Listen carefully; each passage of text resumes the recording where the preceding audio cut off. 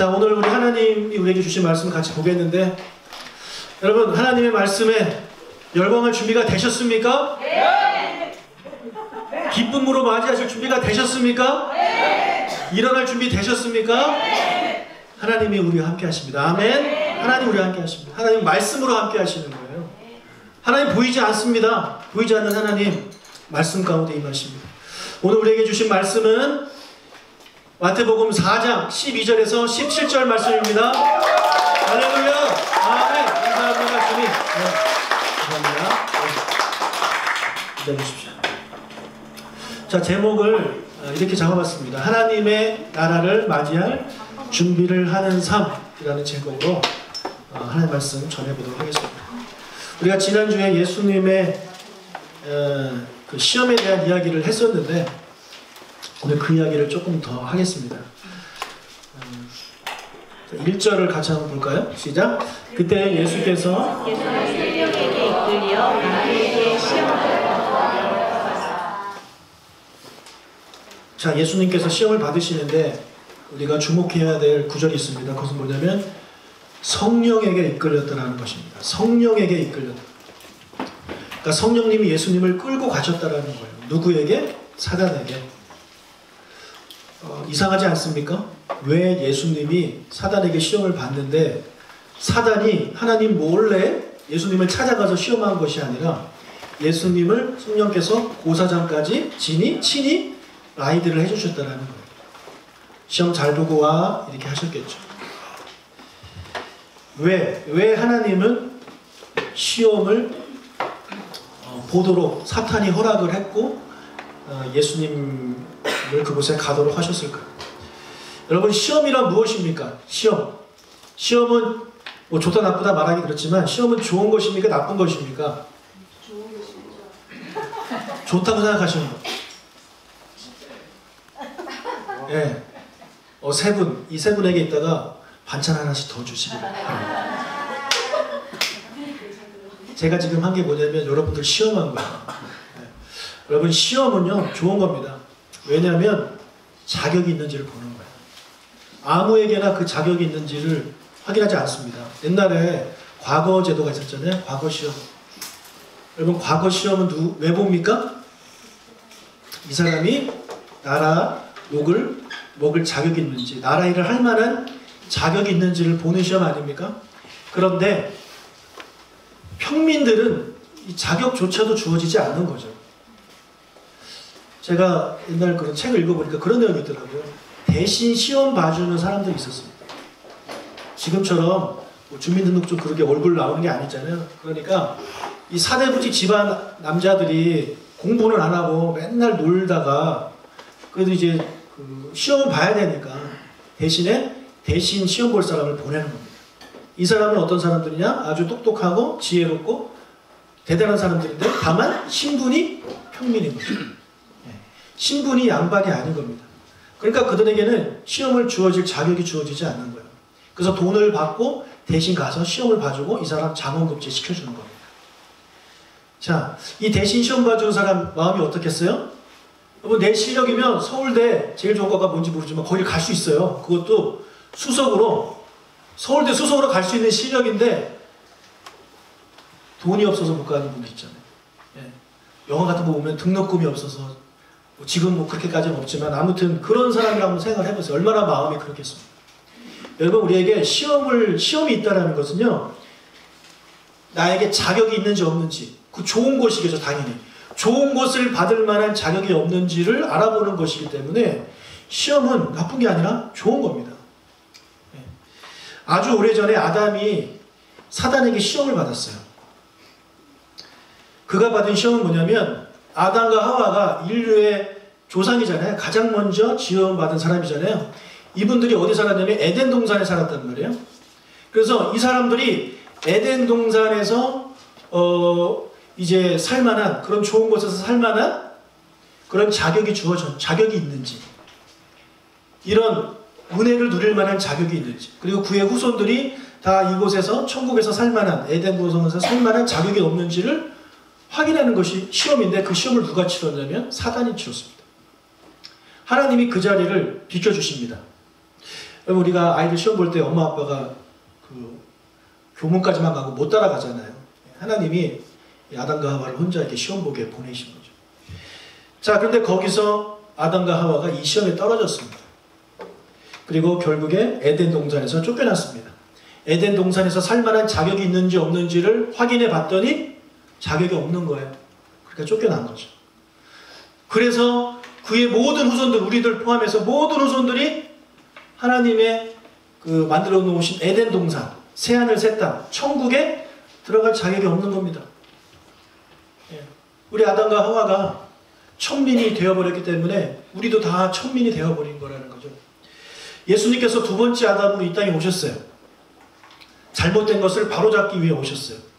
첫 번째 아담이 사단에게 시험을 받아서 실패했기 때문에 하나님께서 두 번째 아담이 예수님도 사단에게 시험을 보게 하신 겁니다. 왜요? 출제자가 똑같아야 되잖아요. 그렇죠? 네. 출제자가 똑같아야지 이게 형평성에 맞잖아요. 사단이 시험에 떨어져서 아담과 하와가 그렇게 된 것처럼 예수님을 보내셔서 이제 사탄에게 보내시고 사탄에게 시험받게 하셔서 예수님이 우리를 이 죄에서 구원할 만한 자격이 있는지 없는지를 보시는 겁니다. 이해가 되시죠? 그래서 예수님께서 사단에게 가셨고 사단이 예수님에게 이제 시험 문제를 냈는데 예수님께서 이 시험을 우수한 성적으로 이제 통과하셨잖아요. 그래서 메시아의 자격이 되심을 만천하에 이제 보여주셨다라는 것입니다. 여러분, 하나님께서 여러분을 시험하십니다. 하나님 여러분을 시험하십니다. 시험에는 두 가지가 있다고 그래요. 테스트가 있고 템테이션, 유혹이 있다고 이야기하는데 하나님은 절대 여러분을 유혹하지 않습니다. 여러분을 테스트합니다. 시험 봅니다. 왜요? 왜라고요? 자격이 되는지 보는 거예요. 그 자격은 좋은 겁니다. 좋은 거. 정말 좋은 것을 많이 준비해 주셨는데 너가 이걸 받을 만한 자격이 있는지를 보는 거예요.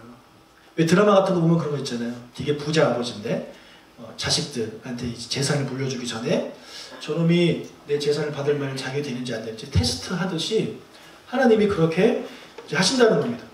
그래서 하나님, 여러분이 지금 시험 가운데 든 것 같다. 내가 지금 시험에 좀 든 것 같다. 그런 분들, 하나님이 나를 지금 시험하시는 것 같다고 생각하시는 분들은요, 기뻐하고 즐거워하시길 축복합니다. 네. 왜요?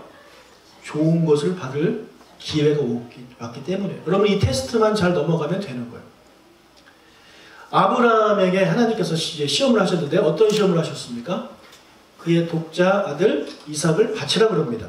100세 때 낳은 아들을 죽이라, 바치라 그래요. 자, 이것은 테스트입니다. 이 테스트를 아브라함이 통과를 합니다. 통과해서 어떻게 됩니까? 믿음의 조상이 됩니다. 하나님은 보신 거예요. 아브라함을 선택하셨는데 얘가 믿음의 조상이 될 만한지 안 되는지 그 자격을 테스트하는 거죠. 그럼 그것을 합격했습니다. 여러분 다윗 왕도 10년 동안 테스트를 받았습니다. 그가 받은 테스트는 뭐냐면 얘가 메시아의 조상이 될 만한 자격이 있는지를 보는 거예요.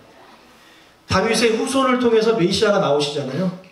그래서 다윗 너의 모습에 메시아의 모습이 있는지 없는지를 보겠다. 그 테스트 기간이 무려 10년이라는 세월이었다는 것입니다. 그 테스트를 합격했고 그는 다윗 메시아의 조상이 되었습니다. 요셉이 받은 테스트는 무려 13년입니다. 13년.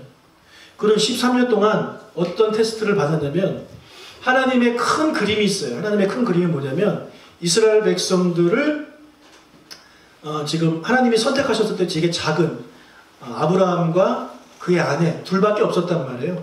근데 그에게 주신 약속이 뭐냐면 하늘의 해와 같이 이 바다의 모래와 같이 너의 조상들을 많게 해주시겠다 약속을 하셨거든요. 그러니까 그 약속을 이루시기 위한 큰 밑그림이 뭐냐면 사람이 살기 좋은 곳으로 보내는 것입니다. 그것이 바로 애굽이라는 곳이에요. 나일강. 가나안 땅은 사람이 살만한 그런 땅이 못 됩니다. 그것은 툭하면 가뭄이 오고 전쟁도 많고 그렇기 때문에 사람을 낳아놓으면 애들이 죽고 뭐 낳아놓으면 전쟁 나서 죽고 이래서 이제 성장할 수가 없는 거예요. 하지만 애굽은 환경이 너무너무 좋아요. 먹을 것도 많고 물도 풍부합니다. 그리고 애굽이 워낙에 강대국이었기 때문에 외세가 애굽을 침략을 못합니다. 예, 그러니까 그 안에 있으면 계속 아들만 나오면, 자식만 나오면 계속해서 이렇게 자랄 수 있는, 이 숫자가 많아질 수 있는 그런 상황이죠. 자, 그것이 예수님의 이제 하나님의 큰 그림이고, 또 하나 큰 그림이 그건 생략을 하고, 그래서 이제 그곳에 보내야 되는데 그 일을 누가 시작할 것인가? 예? 이스라엘이라는 나라를 시작할 그 사람이 누구인가를 이제 선택하셨는데 하나님이 요셉을 선택하신 거죠. 그래서 그가 이스라엘이라는 나라의 조상이 될 만한 자격이 없는지를 보신 것이 13년입니다. 그것을 그가 이겨냈고 애굽의 총리가 됐잖아요. 그리고 그 모든 가족들을 불러가지고 고센 땅에서 잘 살게 해주지 않았습니까? 그러니까 성경을 보면 위대한 인물들, 그런 사람들은 다 하나님의 시험이 있었습니다. 그 시험을 다 통과한 거예요. 그 시험을 통과하지 못한 사람은 복을 받지 못한 거죠. 그 부자 청년 있잖아요. 돈 많은 부자 청년. 예수님이 테스트 하잖아요. 너 그거 다 버리고 나를 쫓아라. 테스트에 합격하지 못했습니다. 돈이 중요하기 때문에. 그래서 우리는 그 사람 이름도 모릅니다. 만약에 그 사람이 그 시험에 합격했다면, 다 버려두고 예수님을 따랐다면 성경에 그의 이름이 기록되어지고 그 사람을 우리가 이렇게 칭찬하고 나중에 천국 가서 볼 수 있겠죠. 하지만 그는 그 시험에 떨어져 버렸습니다. 복을 받지 못한 거죠. 이 세상에서 부자였지만 그게 다입니다. 그게 다. 그래서 못 어쩌겠다는 거예요. 이 세상에서 잘 살면 뭐 그게 뭐 대수입니까? 영원한 생명이 우리에게 주어져야 되는데, 여러분, 하나님께서 여러분을 시험하십니다.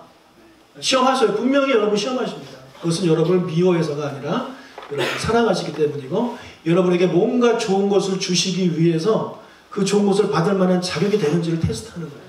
하나님이 준비한 것이 크면 클수록 그 테스트의 기간은 깁니다. 예, 크면 클수록 그 준비 테스트 기간이 길어요. 반면에 조금밖에 준비하신 거죠? 그 자그마한 시간을 이제 테스트 기간으로 삼으시겠죠. 그래서 여러분, 만약에 나의 지금 힘듦이, 어려움이 너무 긴가요? 너무 길게 느껴지나요? 이렇게 생각하시면 돼요. 하나님이 정말 큰 거 준비하셨나 보다. 얼마나 좋은 것을 주시려고 나에게 이렇게 하시는가.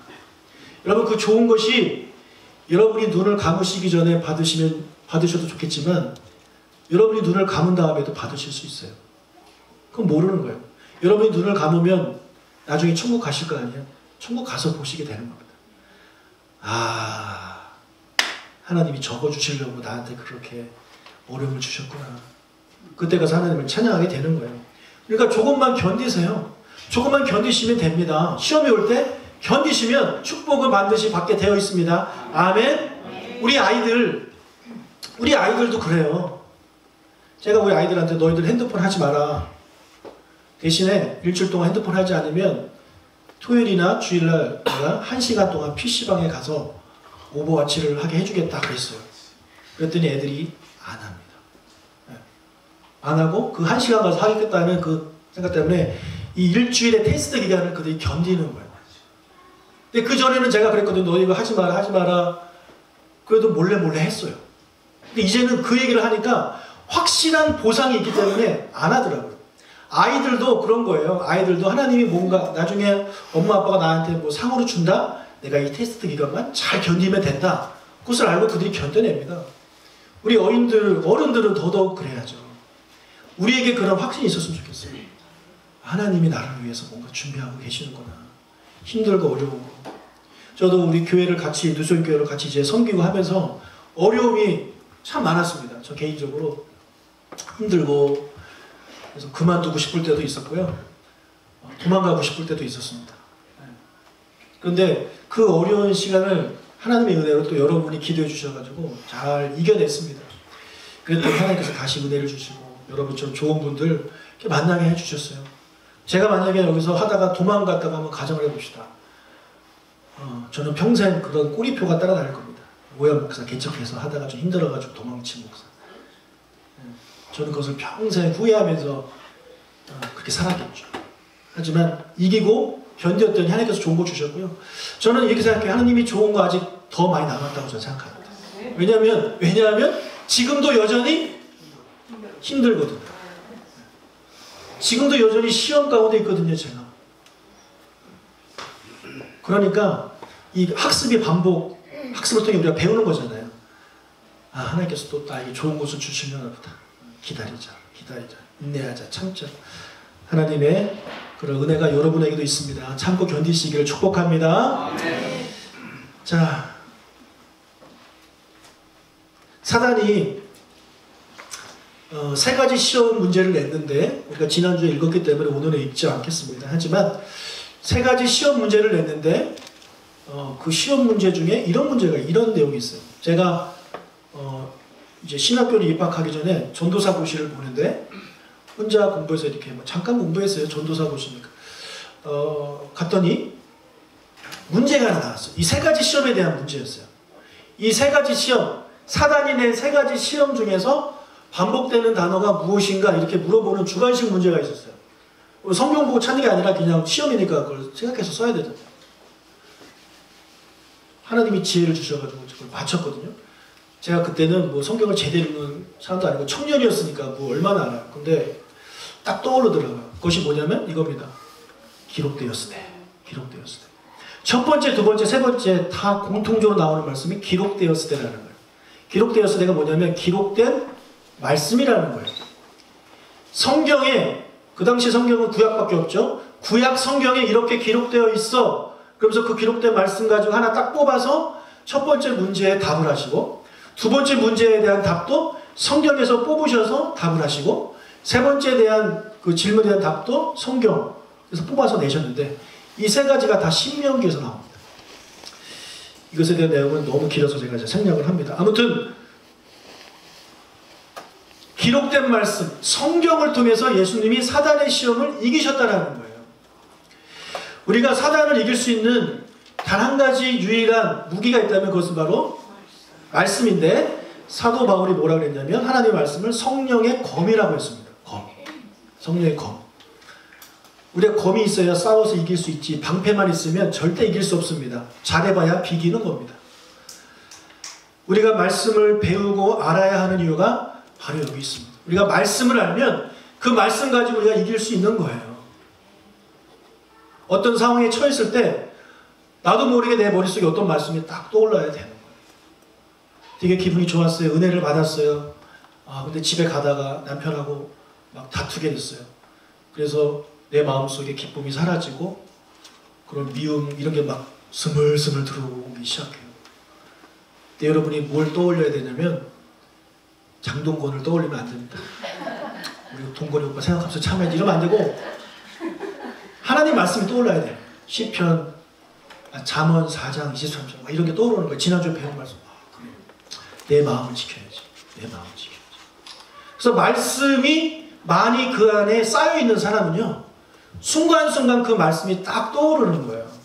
떠올라서 그 말씀으로 이제 승리할 수 있게 되는 것입니다. 근데 말씀이 없어. 내 안에 있는 말씀이 없어. 쌓여있는 말씀이 없어. 외운 말씀도 없어. 그러면 그런 위기 상황에 처했을 때 말씀이 떠오르는 것이 아니라 그냥 내 기분대로 한다는 거죠. 그리고 나중에 가서 후회하고, 그리고 나중에 가서 말씀을 목사님 그게 내 얘기였어요. 이렇게 뒷북 치는 거예요. 여러분, 하나님의 말씀을 듣고 나서 앞으로 이런 일이 처했을 때 그것을 가지고 내가 이겨내야 되겠다. 이것을 위해서 여러분이 말씀을 들으시는 거예요. 내가 옛날에 그랬어요 목사님. 아무 의미 없어요.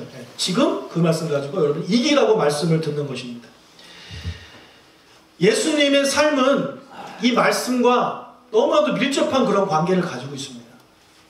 예수님 당신 자체가 말씀이세요. 요한복음에 보면 말씀이 육체가 되어 우리 가운데 거하셨다라는 표현이 나옵니다. 그러니까 예수님을 말씀이라고 요한은 표현을 하고 있거든요. 그래서 예수님 자체가 말씀이세요. 그렇기 때문에 그의 삶은 말씀과 너무나도 밀접한 관계를 가지고 있는 거죠. 예수님이 시험을 받으신 이후에 가버나움으로 이주를 하시는데 그 내용을 한번 보겠습니다.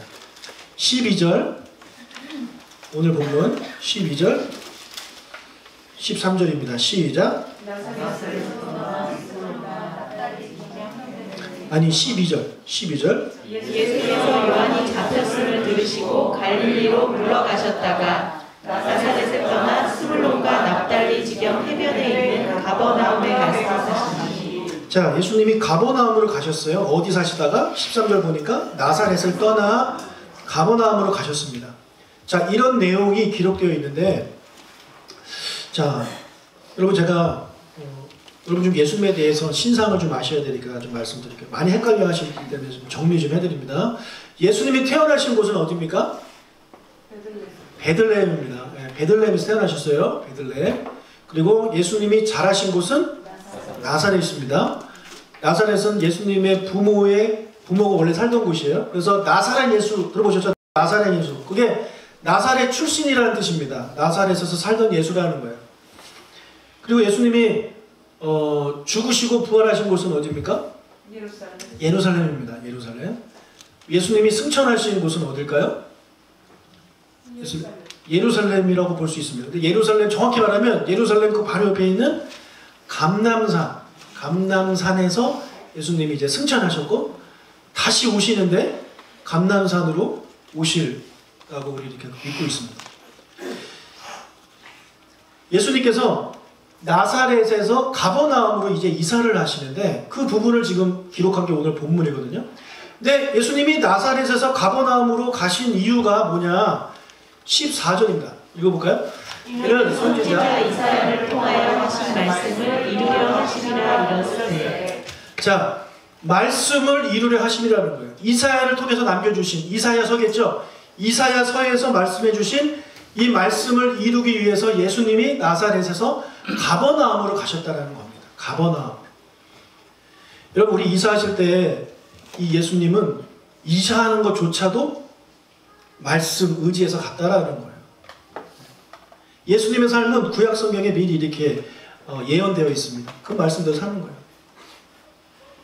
우리는 이사할 때 어떻게 합니까? 뭐가 기준이 되나요? 학군, 거기 가면 백화점이 가깝다든지 아니면 거기를 사 놓으면 땅값이 오르겠지. 우리 이런 거 생각하잖아요. 근데 예수님은 이사하시는 것조차도 말씀대로 하는 거예요. 여러분 누군가가 여러분의 인생을 딱 정해놓고 너는 몇 살 때 거기 가서 살고 몇 살 때 거기 가서 살고 그러면 여러분 그거 좋겠습니까? 안 좋겠습니까? 나는 여기서 살고 싶은데 몇 살 때니까 저기 가서 살래요. 아무도 모르는 곳에서 살래요. 그 별로 이렇게 유쾌한 일은 아니거든요. 근데 예수님은 그렇게 사셨다는 거예요. 왜? 하나님의 말씀이 그렇게 기록되어 있기 때문에 나는 하나님의 말씀대로 순종하겠다. 예수님의 삶은 그냥 순종 그 자체예요. 자, 그런데 여기만 나온 게 아니라 예수님이 동정녀 탄생을 하시는데 그것도 예수님의 탄생부터가 하나님 말씀대로예요. 마태복음 1장 22절 읽겠습니다. 이 모든 일이 된 것은 주께서 선지자로 하신 말씀을 이루려 하심이니 이르시되. 예, 여기도 보면 주께서 선지자로 하신 말씀을 이루려 하십니다. 그렇게 써 있고 그 다음에 예수님이 태어나셔서 잠시 애굽으로 가십니다. 그것도 마찬가지예요. 2장 15절. 헤롯이 죽기까지 거기 있었으니 이는 주께서 선지자를 통하여 말씀하신 애굽으로부터 내 아들을 불러다함을 이루었습니다. 예, 여기도 마찬가지로 말씀하신 바, 선지자를 통해 말씀하신 바, 그 말씀을 이루려 하십니다. 그래서 애굽으로 가셨고 애굽에서 나사렛으로 가신 것도 마찬가지입니다. 2장 23절. 나사렛이라 동네에 가서 사니 이는 선지자로 하신 말씀에 나사렛 사람이라 친하리라 하심을 이루려 하니라. 예수님이 베들레헴에서 태어나시고 애굽으로 가시고 그다음에 나사렛으로 가시고 다시 가버나움으로 가신 게 다 말씀을 이루려 하십니다. 말씀. 이렇게 예수님은 그의 삶이 하나님의 말씀대로 살아가는 순종하는 그런 삶이었다는 것입니다. 그렇기 때문에 사단의 시험에 쉽게 승리할 수 있는 거죠. 어떻게 보면 사탄도 참 멍청해요. 예수님은 말씀대로 사는 그런 분이었는데 가서 하나님 말씀대로 살지 말고 내 말대로 해봐. 그게 먹히겠냐고요? 안 먹히죠. 네. 우리도 그래야 된다는 거죠. 우리가 사단의 시험에 이기기 위해서는 우리의 삶이 말씀과 밀접한 관계가 있어야 돼요.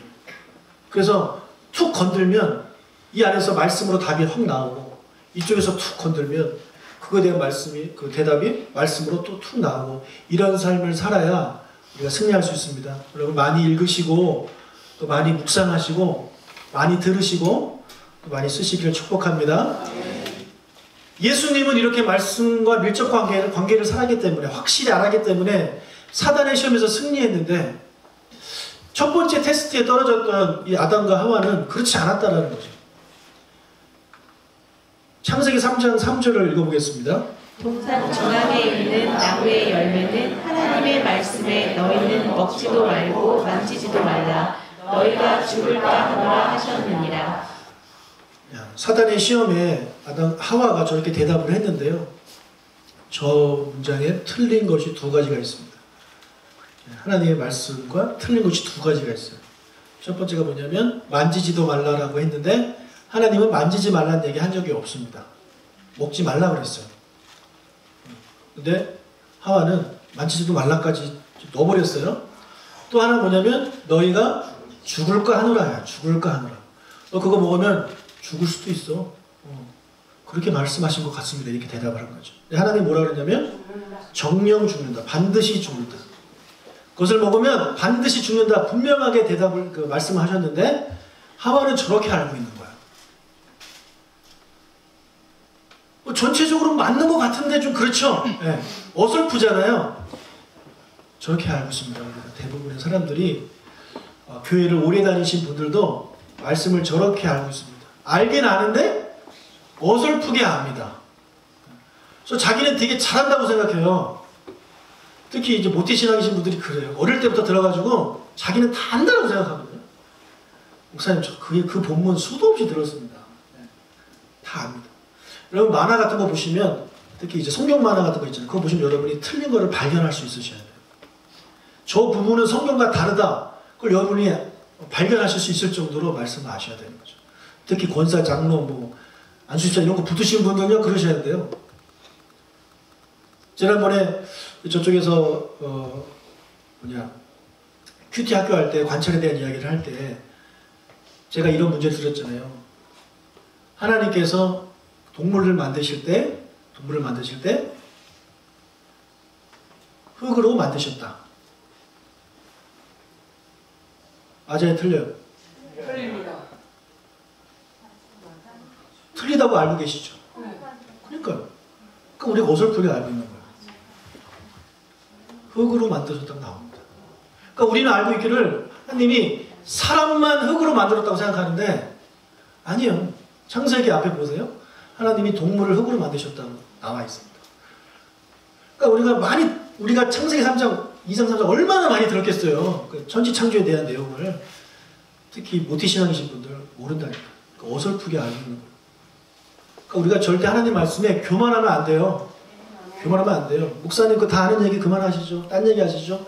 맨날 주제가 똑같습니까? 아니에요. 여러분 몰라요. 우리는 모른다. 저도 잘 모릅니다.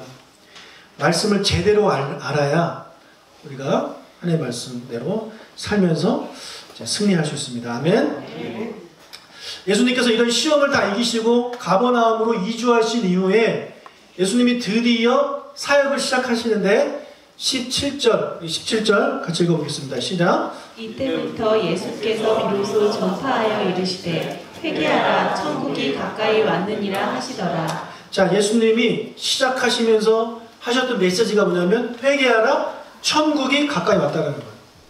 회개하라 천국이 가까이 왔느니라. 여러분 우리 이 문장을 잘 이해하셔야 됩니다. 이게 예수님 사역의 핵심이에요.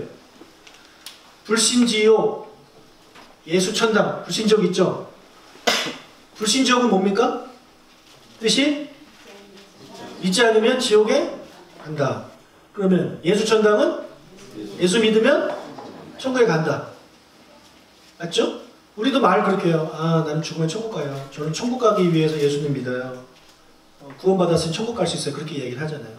그러니까 우리는 뭐라고 하냐면 내가 간다고 생각합니다. 내가 간다는 천국 있어요. 내가 가는 거예요. 내가 선택해서 가는 거예요. 내가 천국 가야지. 천국으로 가야지. 천국으로 가야지. 저 사람은 지옥 가네? 네. 주체가 나예요. 그런데 예수님이 뭐라 그러냐면 천국이 온다라고 해요. 천국이 오는 겁니다. 나에게 선택권이 있어요? 없어요? 없습니다. 우리가 전도할 때 너 예수님 믿어야 천국 가. 그러면은 뭐라 그래요? 야, 관심 없어. 나는 천국 안 가도 돼. 너나 가. 너나 가. 이렇게 보통 그렇게 얘기하잖아요. 비꼬면서. 언니나 가. 나는 여기서 재밌게 살다 갈 거야. 이렇게 대답한단 말이에요. 근데 여러분 내가 천국에 가는 게 아니고요. 천국에 오는 거예요. 나에게 선택권이 없어요. 내가 믿든지 안 믿든지 관심이 있든지 없든지 상관없어요. 천국이 나한테 오는 거예요. 그러니까 내가 어떻게 저항할 수가 없어요. 이거는 뭐 재난 영화 같은 거 보시면 먼 우주에서 해성 같은 게 날아와가지고 지구와 이제 충돌하는 그런 내용 나오잖아요. 지구가 할 수 있는 일이 없습니다. 준비하는 거예요. 어떤 준비? 잘 죽을 준비하면 되는 겁니다. 해성이 올 때까지 한 며칠 남았어? 그러면 거기서 뭐 어디로 가겠어요? 비행기 타고 어디 가겠어요? 우리 가족끼리 모여가지고 맛있는 거 먹고 여행하고 뭐 옛날 사진 보면서 울고 뭐 그러다가 이제 죽는 거 아닙니까? 저항할 수가 없는 거예요. 그런 거는 마찬가지예요. 천국이 이곳에 오고 있는데 내가 저항할 수가 없어요. 나의 선택은 이거밖에 없어요. 그 천국이 오는데 내가 천국을 어떻게 맞이할 것인가? 맞이할 것인가? 맞이하지 않을 것인가? 그 두 가지밖에 없는 거예요. 네. 예수님이 우리에게 말씀하십니다. 회개하라고. 회개. 이 회개가 뭐냐면 천국을 맞이할 준비를 하는 것입니다. 여러분 손님이 오면 어떻게 합니까? 청소하라 손님이 가까이 왔느니라. 그렇죠? 화장하라 남친이 가까이 왔느니라. 그런 거 아닙니까? 네. 이 회개하라는 천국을 맞이할 준비를 하는 것입니다. 자, 천국에는 누가 갈 수 있냐면 아무나 갈 수 있는 것이 아니라 하나님의 자녀만 갈 수 있는데 하나님의 자녀는 이 죄 문제를 해결한 사람, 예수님을 믿음으로 죄 문제를 해결한 사람만이 하나님의 자녀가 돼서 하나님 나라에 갈 수 있는 거예요. 여러분, 천국이 온다. 이게 정말 무서운 말입니다. 정말 무서운 말이에요. 누구에게는 정말 무서운 말이에요. 예를 들어 이 당시 많은 나라들이 있었는데 가장 강력했던 국가가 로마입니다. 그렇죠? 모든 나라들이 로마를 무서워합니다. 근데 어느 날 소문이 들려와요. 로마가 가까이 온다. 로마가 온다는 건 뭐가 온다는 얘기예요? 로마 군대가 온다는 거예요. 어마어마한 무리를 이끌고 수백만의 로마 군대가 우리나라로 오고 있다는 겁니다. 되게 무서운 겁니다. 하나님의 나라도 마찬가지예요. 하나님의 나라가 왔을 때에 하나님의 나라를 맞이한 준비가 된 사람들은 하나님 나라에 갈 수 있지만 그렇지 않은 사람들은 아주 무서운 일을 겪게 되는 것입니다. 여러분 로마가 온다고 했을 때 대부분의 사람들은 벌벌 떨 겁니다. 그런데 로마가 온다라는 소문을 들었을 때 기뻐하고 박수치는 사람들이 있을 겁니다. 누굴까요? 로마 시민들입니다. 그렇죠? 네.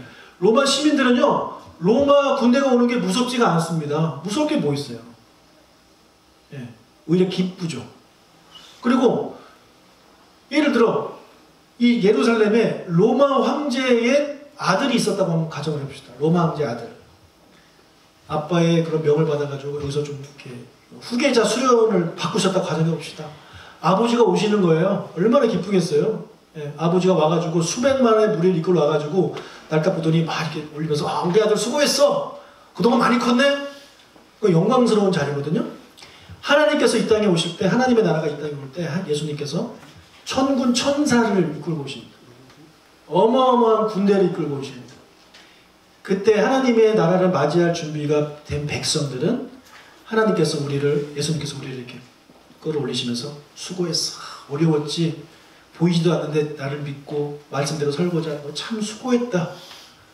그럼 옆에서 천사들이 막 박수 쳐주고 먼저 간 믿음의 선배들이 축하해주고 그런 거 아니겠습니까? 여러분 우리가 하나님의 말씀대로 회개하면 하나님의 나라가 오는 것이 절대 두렵지 않습니다. 기쁜 것입니다. 우리가 죽음도 그렇게 생각했으면 좋겠어요. 이 우주적인 종말이 있지만 개인적인 종말도 있거든요. 우리가 눈을 감으면 그게 하나님 나라예요. 그렇죠? 눈 감고 뜨면 그게 하나님 나라에 내가 가 있는 거거든요. 믿지 않는 사람이 죽으면 그 사람에게는 아주 어려운 일이 오게 되지만 우리는 예수님 믿고 나서 죽으면 눈 뜨면 하나님의 나라에 가 있는 거예요. 그러니까 우리가 죽음을 두려워하거나 뭐 걱정하실 필요 없어요. 물론 슬픈 거는 있을 수 있지만 죽는 것을 두려워하지 마십시오. 네? 우리는 회개했잖아요. 회개하고 예수님 믿었잖아요. 그럼 우리는 하나님의 자녀가 됐기 때문에 절대 두려울 일이 없는 것입니다. 자, 예수님께서 회개하라고 천국에 가까이 온다라고 말씀을 하셨는데 이 천국이 바로 예수님의 사역의 핵심이었어요. 4장 23절을 보면 예수님의 사역의 내용이 나오는데 읽어볼까요? 예수께서 온 갈릴리에 두루 다니사 그들의 회당에서 가르치시며 천국 복음을 전파하시며 모든 분의 모든 병과 모든 약으로 고치시니. 여러분 예수님이 세 가지 이제 일을 하셨는데 다 천국과 관련이 있습니다. 회당에서 가르치셨대요. 예수님이 회당에서 무엇을 가르쳐 주셨을까요? 어떻게 하면 자녀가 성공할 수 있을지, 부부간에 화목할 수 있을지, 건강할 수 있을지 뭐 이런 건강 세미나 예수님이 하셨을까요? 천국에 대해서 가르치십니다. 천국. 하나님 나라에 대해서 가르치시는 거고 이 천국의 주인이고 왕이신 하나님이 어떤 분이신지 가르치시는 거고 천국에 가려면 어떻게 해야 되는지도 알려주시는 거고 천국 백성이 된 다음에는 어떻게 살아야 되는지도 알려주시는 것이 예수님의 사역이에요. 그래서 예수님의 말씀을 우리가 공부하고 배우면 그것들을 알 수 있어요. 네. 천국이에요, 천국. 여러분 예수님 말씀 드리면서 자꾸 이 세상에 적용하려고 하지 마세요. 내 사업에 적용하려고 하지 마세요. 물론 적용해도 도움은 됩니다.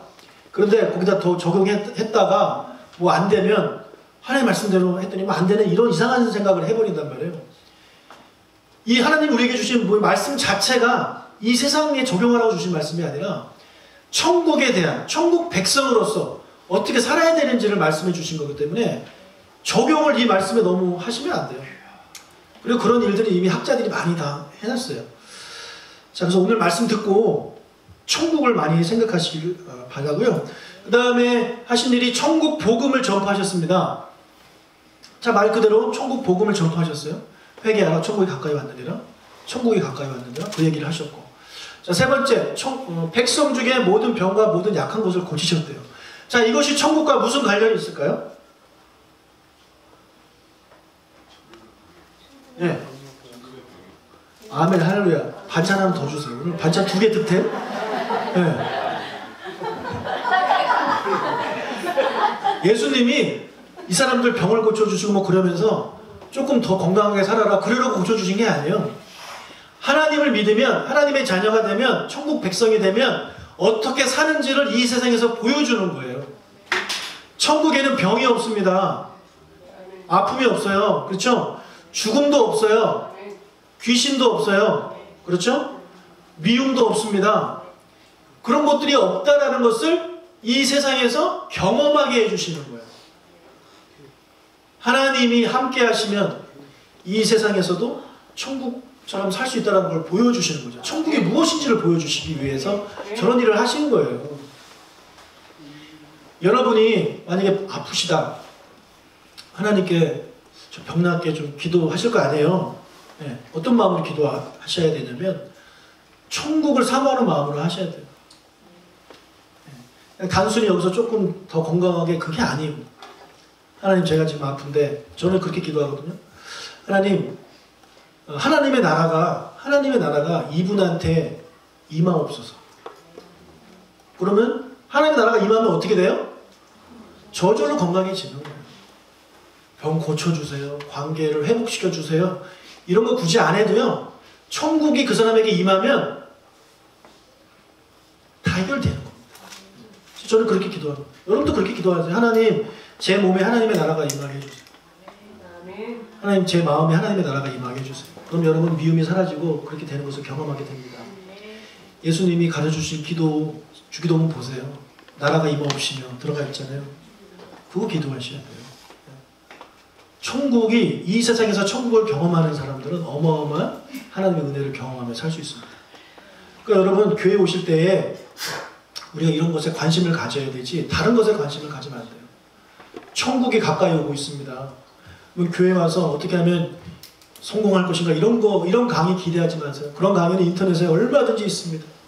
내가 어떻게 해야 천국에 갈 수 있고 천국 백성으로서 내가 어떻게 살아야 되고 천국 백성으로서 내가 어떻게 하나님의 나라를 전해야 되는지 그런 것에 관심을 갖고 예배를 드리시고 말씀을 들으신 여러분 되시길 축복합니다. 네. 여러분의 관심을 천국에 좀 두시길 바랍니다. 물론 이 세상에도 더 해야 돼요. 근데 우리의 관심이 100이라면 100 전부가 다 이 세상 뿐인 거죠. 예. 우리가 일주일 동안 사셨는데 혹시 천국 한번 생각해 보셨나요? 예. 우리 없단 말이에요, 그게. 우리의 걱정, 근심이 다 어디서부터 옵니까? 이 세상에서부터 오는 거예요. 내가 어떻게 하면 이 복음을 전할까 이런 거로 걱정하시는 분 계세요? 지난 일주일 동안? 없단 말이에요. 그런데 그런 사역을 하시는 분들은 그런 걱정을 합니다. 선교사님들 어떻게 하면 내가 복음을 이 사람들한테 전할 것인가. 우리의 관심이 그런 데 있는 분이 계시다면 한편으로 대부분의 사람들은 그런데 관심이 없어요. 어떻게 하면 내가 우리 자녀가 잘 될 것인가. 누가 저한테 물어보더라고요. 어떻게 해야 아이가 영어를 잘합니까? 그건 학원에 물어보십시오. 저도 모릅니다. 예. 무슨 말씀인지 아시겠죠? 우리가 대부분의, 그러니까 어느 정도는 이 세상에 관심이 있으셔야 돼요. 당연하죠. 하지만 여러분 천국에 대한 관심도 더 많이 가져주시고 천국이 오고 있다는 사실을 잊지 마시고 사신 여러분 되시길 축복합니다. 자, 말씀을 정리하겠습니다. 우리의 관심은 어디에 있어야 된다고요? 천국. 네. 이 옆 사람에게 인사할까요? 천국이